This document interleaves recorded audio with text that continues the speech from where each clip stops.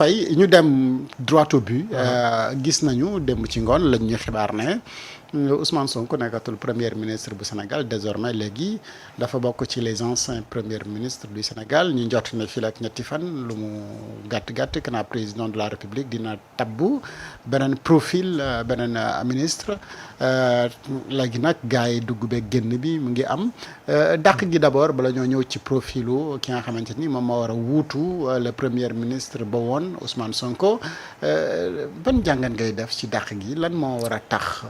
Bassirou Diomaye Diakhar Faye frère de parti qui a été choisi par Ousmane Sonko bi mu nommé woon premier ministre mu xëy dàq ko ci bopp gouvernement bi ne bénéficier wutalul confiance am parce que moom moo ko waxoon ci ab interview ne su demee ba nga xamante ni il ne bénéficie plus de ma confiance je vais tout simplement chercher un autre premier ministre. waaw déjà man dàq gi lecture bi ma ci am c'est un peu différent ak une bonne partie quand même des Sénégalais mooy déjà plaisir laa ci am te dinaa ko argumenter ci biir argumentaire bi mais ci beneen angle aussi je pense qu'en fait le limogeage d'hier acte bu officiel la rek quoi mais booy suivre évolution relation ñaari nit yi ak aussi la relation entre le président Diomaye et le parti PASTEF d'abord da nga xam ni voilà quoi le président Ousmane Sonko était là mais n'était pas là et loolu c'était matérialisé par les actes yi nga xam ni moom le président Diomaye doon posé doon ko aussi véhiculé à travers des discours mooy dañ àndoon am un projet d'ensemble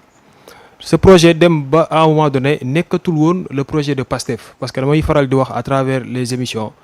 ma wax ni ce qui fait la particularité de PASTEF et sa force c'est le sentiment d'appartenance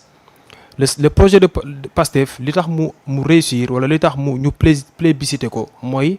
la population daf ko jël adopté ko mu am un sentiment d'appartenance boo xam ne dafa am chez les Sénégalais loolu mooy justifier ngay gis koo xam ni il n'a ni un carte membre de PASTEF il ne connaît ni Ousmane Sonko mais day jël alalam jël temps jël sax bakkanam teg ko je veux rendre un vibrant hommage aux jeunes yi nga xam ni à un contexte particulier dañoo dem teg seen bakkan pour faire l'ultime sacrifice pour le bien exclusif du Sénégal à travers le projet PASTEF. Donc aujourd'hui le président Diomaye encore une fois il n'a pas seulement un problème avec Ousmane Sonko wala le PASTEF mais il a un problème avec déjà lui-même et avec le Sénégal. Bu ñuy wax il a trahi Ousmane Sonko il a trahi tel moi je dis qu'il n'a absolument pas trahi Ousmane Sonko il a trahi le Sénégal et il s'est trahi lui-même. Parce que bi muy doog a ñëw à la tête du pays sa première sortie bi mu defoon il a d'abord fait un discours disant que moom il a reconnu que dans 10 jours la ko le président Ousmane Sonko fal il a dit que voilà un homme boo xam ne nii nga bëgg ko wala nga bañ ko ce sont ces termes moom mooy joxoñ député yi liste majoritaire ñu fal leen moom mooy fal ay maire voilà un homme boo xam ne nii dans 10 jours fal na le président de la République. Donc ici en fait c'est le président lui-même qui s'est renié parce que gis nañ au fil n'est-ce pas du temps ce discours-là ni nga xam noonu la évolué ba nga xam ne récemment on a quitté une relation où le président dit que man ki ma fal muy Ousmane Sonko j'ai pris 10 ans pour fal ko antuwul moom 10 jours mu fal ma et du ma bàyyi tant que faluma ko on est parti de ce discours-là à un discours où le président dit que le premier ministre décret man maa ko nommé su ma demee ba amatul sama confiance dama koy wàcc et loolu nekk un discours boo xam ne pléonasme la pour man c'est-à-dire on n'a pas besoin de faire les bancs pour savoir que le premier ministre est nommé par le président de la République donc pléonasme la quoi mooy dire wax loo xam ne en réalité amul sens ñëpp xam nañ ko ba pare dire que voilà crise institutionnelle mënu fi am xam nga non parce que man maa ko nommé loolu amul sens maintenant ce qui est important c'est ce qui est derrière ce discours et je pense que ce discours-là n'était pas anodin gis nga sax bi mu ko waxee ba pare après une bonne partie des analystes politiques waxoon ni lii effet d'annonce la il est en train de préparer la psychologie des Sénégalais sur un éventuel limogeage du PM et je pense que c'était une analyse boo xam ne nii buñ mënoon a jël en compte la et ça c'est réconforté li nga acte bi nga xam ni moom moo xew démb mais beneen bi mooy les consultations politiques yi nga xam ne président mu ngi koy def man mënuma ko tuddee discours politique comment dirais-je dialogue politique parce que le dialogue politique est inscrit sur le calendrier républicain ñu ne dañ koy def le 28 mai donc après décision format bu mu mënti doon et bon argument yi mu joxe pour changer format bi et tout la tabaski et tout jàpp naa ni su aurait été parce que dialogue politique l'essence d'un dialogue politique c'est quoi nekkul sax le président en tant que tel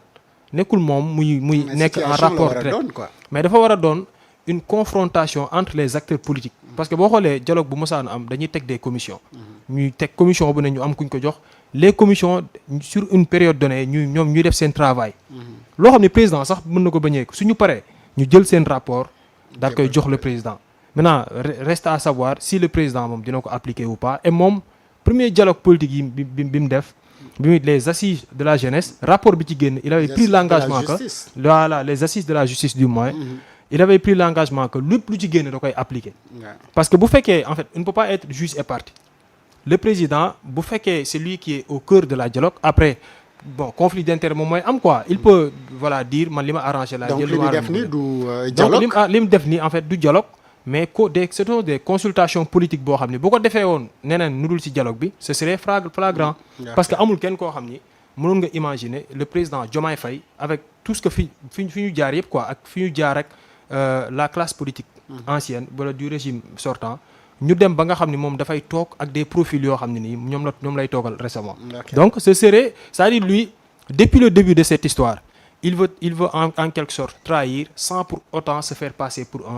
pour quelqu'un qui trahit moo tax il pose n'est-ce pas essayer de poser acte bu nekk da koy jéem a utal benn contexte particulier loolu moo le président Ousmane Sonko comprendre ba dès le début mu ne moom du démissionner parce que bu démissionner woon rek en quelque sorte il serait ce que j'appelle complice lay doon ci trahison bi mais du nekk victime mais aujourd'hui avec le limogeage le président Ousmane Sonko n'est pas complice mais il est victime d'une trahison loolu moo tax man bokkuma gis-gis ak ñiy wax ni tous les DG les trucs dañoo war a démissionner. mais est-ce que aussi Ousmane Sonko provoqué wul daxam. waaw parce que bu fekkee ni sa président de la République da ngay dem à l'Assemblée nationale di wax ci moom comme si tu parles avec ton enfant. est-ce que loolu également du une provocation. foofu tamit en fait si aujourd'hui le président Diomaye sentir ni Assemblée nationale wala le premier ministre daf may offensé wala dem ba yëg pouvoir am c'est que en fait lui li ma doon wax sànq day ñëwaat il s'est contredit lui-même. boo demee ci sortie bi ma la doon wax la première sortie bi mu defoon il disait que moom dafay prôner à ce que ñu wàññi les pouvoirs du président de la République jox ko le premier ministre loolu la wax mu ne en fait moom dafa gëm même si avant propos yi gis naa quelque part fu ñu ko bind tout à fait avant projet de loi voilà avant projet de loi moom loolu la depuis mu ñëw loolu la waxoon loolu la gëm quoi mu ne moom pouvoir yi dafa bëri xam nga même dans son programme Diomaye président il y avait même une proposition d'un poste de vice-président si vous vous rappelez. Donc là aussi waxoon na ci ne mënuñu ko appliquer ci mandat bi mais prochain mandat peut-être mën nañu ko ci appliquer. je suis d'accord mais xam nga en fait dafa am des actes yoo xam ne nii moom mooy joxe impression que ni engagement bi est-ce que dinañ ko def ou pas. mais lu ma bëgg a wax mooy lui qui tenait ce discours-là un discours selon lequel président warul nekk benn demi-dieu quoi warul nekk kenn koo xam day nekk un omnipotent donc dañoo war a diminuer ay pouvoir président jox ko le PM kooku tey bu demee ba des discours du PM wala des actes wala boog xam nga l'aura du PM di ko déranger c'est qu'en réalité il est en contradiction avec lui-même c'est-à-dire jusqu'ici le président Diomaye amul kenn ku ko def moom mooy def boppam parce qu'en fait c'est lui qui parle c'est lui qui après pose des actes qui sont contraires mais d'autant plus que l'Assemblée nationale le Sénégal nekkuñu ci ab royaume quoi nekkuñu dans un régime dictatorial même bu fekkee ni nous sommes dans un régime présidentiel mais nous avons un système boo xam ne nii c'est bâti à travers 3 pouvoirs et les 3 pouvoirs se valent amul benn pouvoir boo xam dañ naan pouvoir bi mooy jël le dessus ci keneen ki même bu fekkee dans la pratique on sait que c'est l'exécutif qui définit la politique de la nation mais le pouvoir l'Assemblée nationale qui représente comment dirais-je le pouvoir législatif mais kooku en fait nekkul les personnes qui sont importantes c'est-à-dire Diomaye après Cheikh Bara taxaw nekkul loolu mais le député buy taxaw ci hémicycle bi tenir un discours quelle que soit n'est-ce pas la radicalité de ce discours on ne doit pas le voir comme lui sa personne quoi mais c'est un pouvoir qui s'adresse à un autre pouvoir foofu nag en fait la suite u limogeage bi di amee solo mooy la suite bi nga xam ni moom la limogeage bi nar a am quoi. waaw, dans les institutions dans voilà la stabilité. moom moo nar a nekk sama question bi ci topp. Quelles conséquences politiques la mën a joxe ginnaaw bu dàqee le premier ministre bu nga xamante ni gis nañu mu impliqué woon surtout ci côté économie dans le transport ci secteur yëpp nga gis na le premier ministre était au cœur des affaires ban njeexital politique la mën a am est-ce qu'il aura un bon profil bu nga xamante ni dina mën a jël le relais à temps pour développer ce pays bi nga xamante ni moom personnellement le président wax na ne bi ñuy hérité pays bi fekk nañ ko pratiquement signaux yëpp rouge à la limite même jaunâtre est-ce que